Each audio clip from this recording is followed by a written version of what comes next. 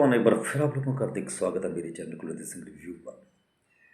आज हम बात करेंगे सनी देओल की स्टार पावर के बारे में। जैसा कि आप सभी जानते हैं कि उनकी 3 फिल्में रिलीज हुई हैं, गदर 2, जाट और बॉर्डर 2।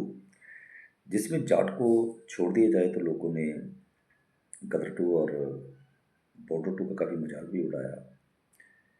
इनको किसी ने इनको कॉमेडी फिल्म बताया, मतलब काफ़ी दोनों फिल्मों का मजाक उड़ाया गया। लेकिन सन्नी देओल की प्रेजेंस की वजह से ये फिल्में बॉक्स ऑफिस पर काफ़ी सफल रही। जैसे गदर 2 ने तो 500 करोड़ का बिजनेस किया और सनी देओल की स्टार पावर को साबित किया। इसी तरह बॉर्डर 2 भी चल निकली और हिट हो चुकी है। गदर 2 ऑल टाइम ब्लॉकबस्टर साबित हुई, 526 करोड़ तो इंडिया में कर डाले और 500 करोड़ की कुछ ही फिल्में हैं। हिंदी की बात करें तो छावा, स्त्री 2, जवान, पठान या फिर धुरंधर जो अब तक की सबसे बड़ी हिट साबित हुई है। तो 500 करोड़ में 4-5 फिल्में ही हैं हिंदी की। तो अगर सन्नी देओल को लोग क्यों देखने जाते हैं? उनको कोई मतलब नहीं कि गदर 2 की स्टोरी क्या है, VFX क्या है, लोग चले जाते हैं। चलो गदर 2 लोगों ने कहा था तुक्का हो सकती है, जाट मैं कहता हूँ तुक्का हो सकती है, लेकिन बॉर्डर 2 तो तुक्का नहीं है। ये फिल्म भी लोग देखने गए। लोग अलग अलग रीज़न दे रहे हैं कि ये बॉर्डर का सीक्वल था। सारी फिल्में किसी भी स्टार की हिट नहीं होती, चाहे वो अमिताभ बच्चन भी क्यों ना हो, राजेश खन्ना, धर्मेंद्र, सभी की फ्लॉप फिल्में भी होती हैं। तो वो सनी देओल के साथ भी हुआ है। लेकिन यहाँ मुद्दा ये नहीं है कि गदर 2 अच्छी फिल्म थी या बॉर्डर 2 अच्छी फिल्म नहीं थी या ऐसे तुक्के से चल गई। बात हो रही है कि सनी देओल की स्टार पावर ऐसी क्या है कि लोग उनको आज भी देखना पसंद करते हैं, जबकि वो 70 के करीब होने वाले हैं। तो सनी देओल का जन्म 1957 में भारतीय सिनेमा के दिग्गज हैं, जिन्हें बॉलीवुड के सबसे प्रतिष्ठित एक्शन स्टार और 90 के दशक के गुस्से वाले नौजवान के रूप में जाना जाता है। तो आप देख लीजिए कि 1957 में पैदा हुए थे, लगभग 70 के करीब होने वाले हैं। और उनको एंग्री यंग मैन भी कहा जाता, जब घायल के बाद उन्होंने इतना बढ़िया रोल किया था, जिस रोल के लिए उनको राष्ट्रीय पुरस्कार और फिल्म फेयर अवार्ड मिले थे। और उनकी ऐसी छवि बनी थी जो आज तक बनी हुई है। तो 4 दशकों से अधिक के कैरियर में उन्होंने अपनी दमदार संवाद शैली, अपार देशभक्ति और प्रभावशाली विभाग पर्दे पर उपस्थिति के कारण अपार और अमिट स्टारडम हासिल किया है, जिसकी वजह से लोग उनको बार बार देखते हैं। वो कारणों को जानने की कोशिश करेंगे। तो सनी देओल की स्टार पावर के प्रमुख तत्व क्या है? तो नंबर 1 पे आता है कि जन अपील और देशभक्ति। वह राष्ट्रवादी भावना के पर्याय पर्याय है, जिसका उदाहरण गदर एक प्रेम कथा 2001, गदर 2 2023 में तारा सिंह के उनके चित्रण से मिलता है, जो बड़े पैमाने पर सांस्कृतिक सनसनी बन गए। तारा सिंह का कैरेक्टर एक सनसनी बन गया। प्रतिष्ठित एक्शन भूमिकाएं, फिर उनका जो एक्शन होता है बड़ा रियल लगता है।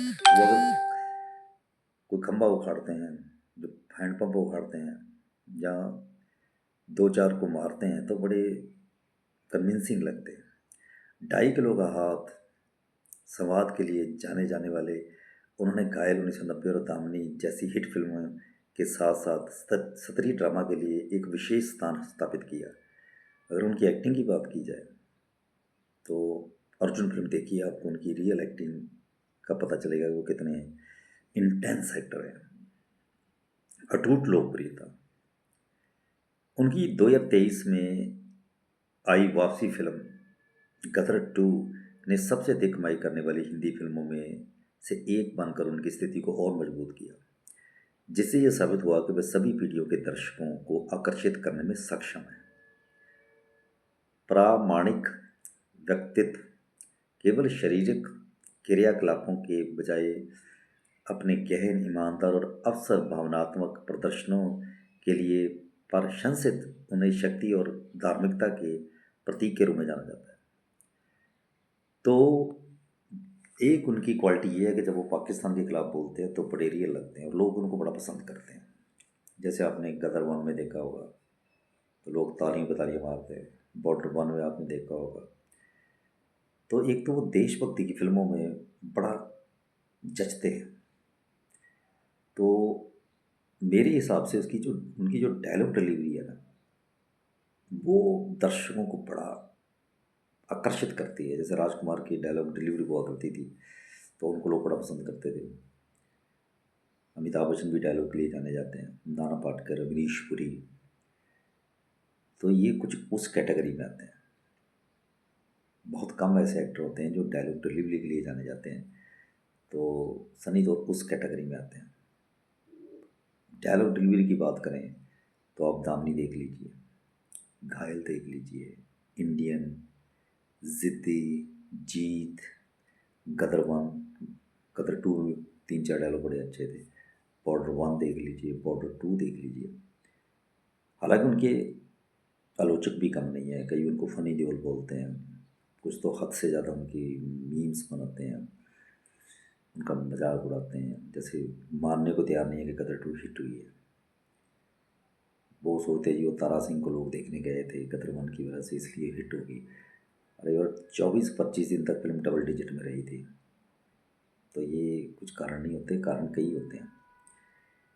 सीधी सी बात है कि लोग उनको पर्दे पे देखना चाहते हैं, उनको डायलॉग बोलते हुए देखना चाहते हैं, उनको एक्शन करता देखना चाहते हैं।